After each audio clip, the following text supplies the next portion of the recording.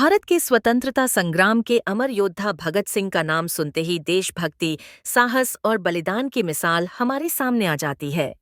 23 मार्च 1931 को उनका बलिदान हमें आज भी प्रेरित करता है। आइए जानते हैं उनकी जिंदगी के अनछुए पहलू और उनकी कहानी। शुरुआत। भगत सिंह का जन्म 28 सितंबर 1907 को पंजाब के बंगा गांव में एक साहसी और क्रांतिकारी परिवार में हुआ था। उनके परिवार में आज़ादी की भावना बहुत गहरी थी। बचपन से ही भगत सिंह ने अंग्रेजों के अत्याचारों को देखा और उस पर गहरा आक्रोश महसूस किया। शिक्षा और प्रभाव। भगत सिंह बचपन से ही पढ़ाई में तेज थे। उन्होंने लाहौर कॉलेज में दाखिला लिया। वहां उन्हें अनेक क्रांतिकारी विचारकों से मिलने का मौका मिला। बाल गंगाधर तिलक, लाला लाजपत राय जैसे स्वतंत्रता सेनानियों की कहानियां उन्हें प्रेरणा देती रहीं। उन्होंने पढ़ाई के साथ साथ क्रांतिकारी विचारों को भी अपनाया। क्रांतिकारी गतिविधियां। 1928 में लाला लाजपत राय के विरोध में हुए सख्त प्रदर्शन के दौरान पुलिस ने लाठीचार्ज किया, जिससे लालाजी गंभीर रूप से घायल हो गए। उनकी मृत्यु ने भगत सिंह और उनके साथियों को गहरा सदमा पहुंचाया।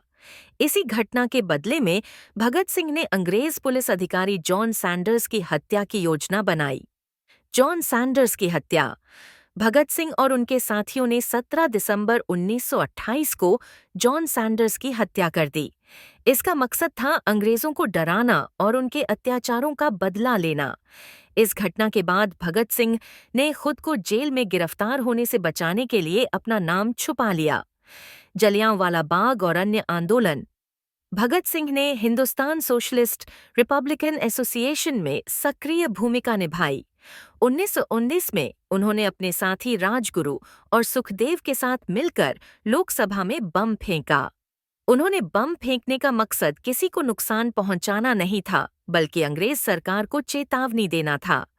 जेल और अहिंसात्मक विरोध। जेल में रहते हुए भगत सिंह ने ब्रिटिश हुकूमत के खिलाफ विरोध स्वरूप भूख हड़ताल की।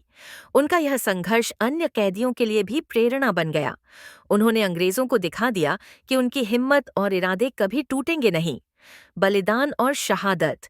आखिरकार भगत सिंह, राजगुरु और सुखदेव को फांसी की सजा सुनाई गई। 23 मार्च 1931 को तीनों ने फांसी का फंदा चूमकर अपनी जान देश की आज़ादी के लिए कुर्बान कर दी। उनका बलिदान देश के युवाओं में नई चेतना और जोश भर गया।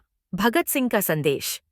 भगत सिंह ने अपने जीवन में यह सिद्ध किया कि देशभक्ति और स्वराज्य के लिए यदि दिल में जुनून हो तो कोई भी ताकत उसे रोक नहीं सकती। उनका संघर्ष और आदर्श आज भी युवाओं को प्रेरित करता है। निष्कर्ष। भगत सिंह एक ऐसा नाम है जो इतिहास में अमर है। उन्होंने दिखाया कि देश के लिए लड़ाई कोई आसान काम नहीं, बल्कि उसके लिए पूरी जिंदगी समर्पित करनी पड़ती है। उनकी कहानी हमें हमेशा याद दिलाती है कि स्वतंत्रता की कीमत बड़ी होती है और उसे पाने के लिए साहस और बलिदान की जरूरत होती है। अगर आप चाहें तो मैं इस स्क्रिप्ट को और विस्तार से संवादों या पावरफुल कोट्स के साथ भी बना सकता हूँ। बताइए। भगत सिंह का जन्म 28 सितंबर 1907 को पंजाब के लायलपुर जिले के बंगा गांव में हुआ था, जो अब पाकिस्तान में है। उनके पिता और चाचा स्वतंत्रता संग्राम से जुड़े हुए थे। इस माहौल में भगत सिंह का बचपन देशभक्ति की भावना से भरा था। वे लाहौर के नेशनल कॉलेज में पढ़ते समय क्रांतिकारी विचारधारा से प्रभावित हुए। जलियांवाला बाग हत्याकांड ने उनके दिल को झकझोर दिया और वे अंग्रेजों के खिलाफ लड़ाई के लिए प्रेरित हुए। उन्होंने नौजवान भारत सभा और हिंदुस्तान सोशलिस्ट रिपब्लिकन एसोसिएशन जैसी क्रांतिकारी संगठनों में भाग लिया। सैंडर्स की हत्या और असेंबली में बम फेंकने की घटना उन्हें अंग्रेजी शासन के खिलाफ बड़ा चेहरा बना गई। भगत सिंह ने अपने कामों के जरिए आज़ादी की लड़ाई को एक नई दिशा दी।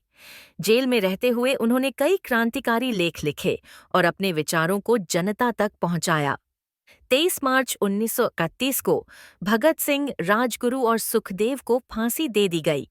वे मात्र 23 वर्ष की उम्र में शहीद हो गए, लेकिन उनका बलिदान आज भी हर भारतीय के दिल में जिंदा है।